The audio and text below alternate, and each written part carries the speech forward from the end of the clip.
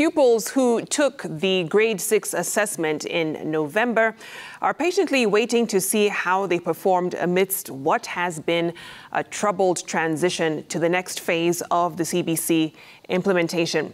Now, the pupils, the first under the new curriculum to undertake a national assessment, had been primed to join junior secondary in high schools, but will now spend the next 3 years in the same schools they spent the first phase of the curriculum in. Brenda Wanga reports on the highs and the lows of the CBC curriculum.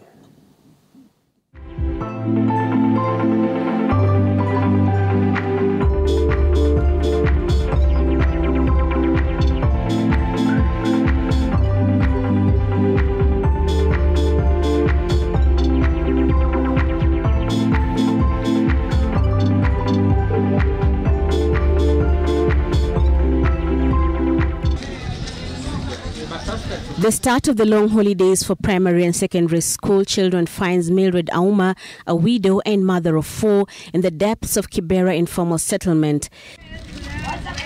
She makes a living selling sweets and snacks at a roadside shack. The proceeds she uses to pay for her rent, food and school fees for her children studying at a neighboring school.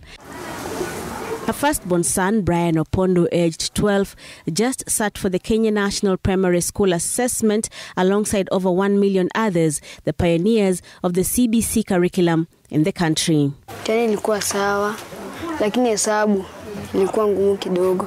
Mathematics may have been a challenge for Brian, but he is confident he performed well in the subjects he likes under the new curriculum, subjects that are more practical than theoretical. Mimi napenda home science na science. Brian says these subjects have helped him beyond the classroom, and his mother agrees. Mtoto kama huyu hakuwa anajua kupika, hajui kufua, lakini kwa sasa nikimwambia apika, anaweza pika ugali wa kule na watoto wenzake. Nimeenda juzi ushago nikarudi nikapata wamekula na wako. Nilienda matanga ya sister yangu nikawaacha tu wenyewe kwa nyumba. Siku 3 wakapika wakakula. CBC pia inasaidia upande wa kupika, kufua, vitu zenye mtoto ajui, inasaidia wanajua kufanya. CBC, the competency-based curriculum, was introduced in Kenya in 2017 with the first batch of learners starting on it in January 2018 when they were in grade 3.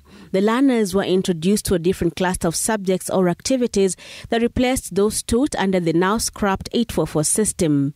This included the core languages, English and Kiswahili, and mathematics, and a choice of religious studies and the more practical subjects, environmental activities, art and crafts, music, hygiene and nutrition, and movement activities. The curriculum mainly premised on the need to deliver learning and evaluate the strengths and weakness of the learners. This system was at first met with resistance and confusion.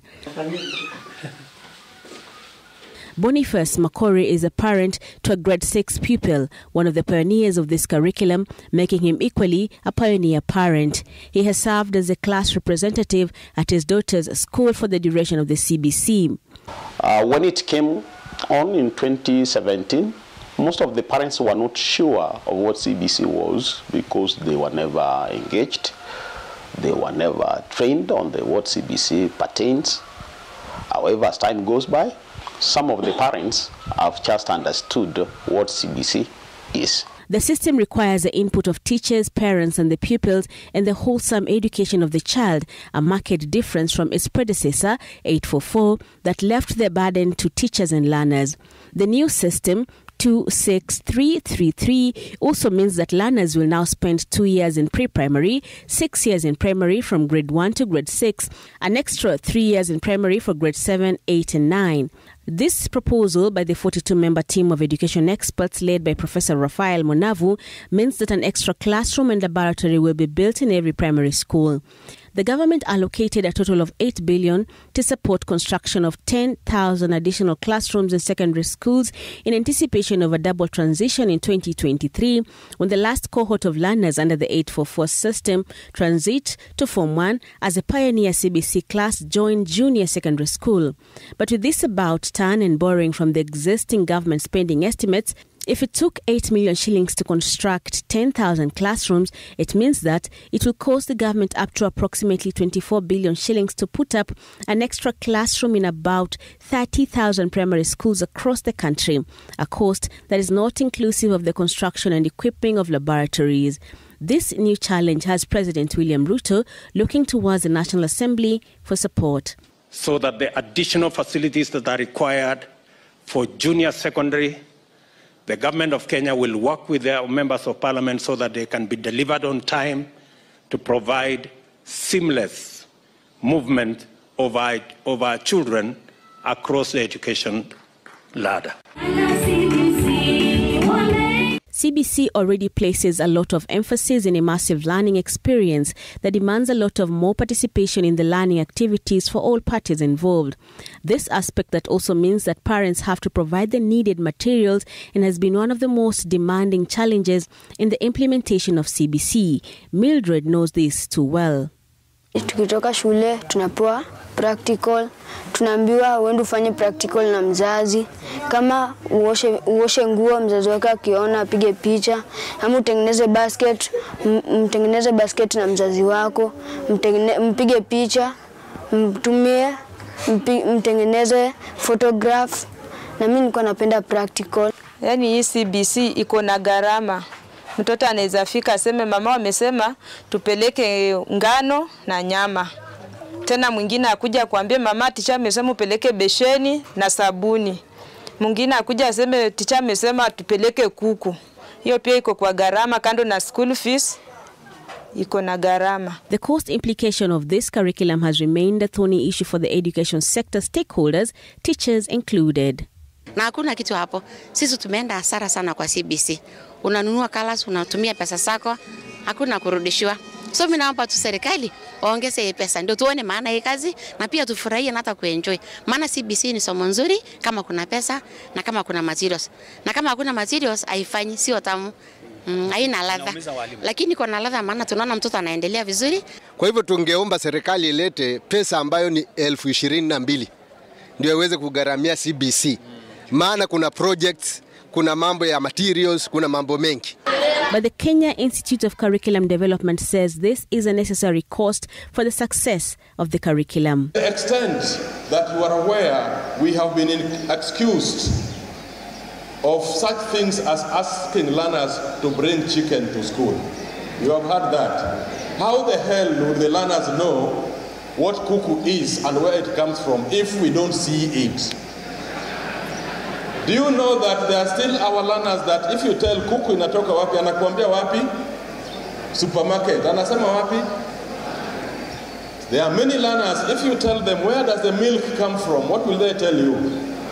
So for us as curriculum developers, we are happy that you are exposing these learners to practical learning moments. I think the third bullet. It is one of the issues that has been extensively canvassed by stakeholders during the review of the CBC by the Presidential Working Task Force on the CBC Review, which has since handed in its preliminary report to the President.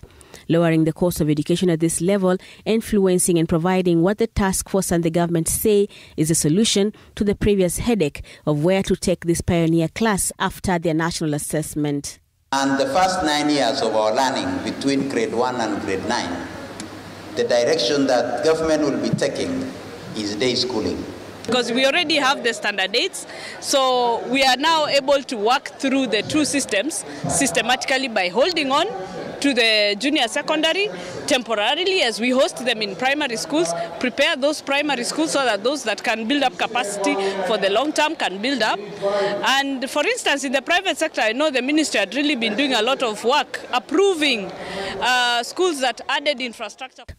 But beyond the boarding schools debate, stakeholders agree as the CBC implementation moves forward, the government will have to dig deeper into its coffers to fund the system that both critics and supporters now agree is changing the education landscape as we've known it for decades and setting learners on their career paths sooner rather than later, as Brian says. CBC itatusaidia kwa kazi.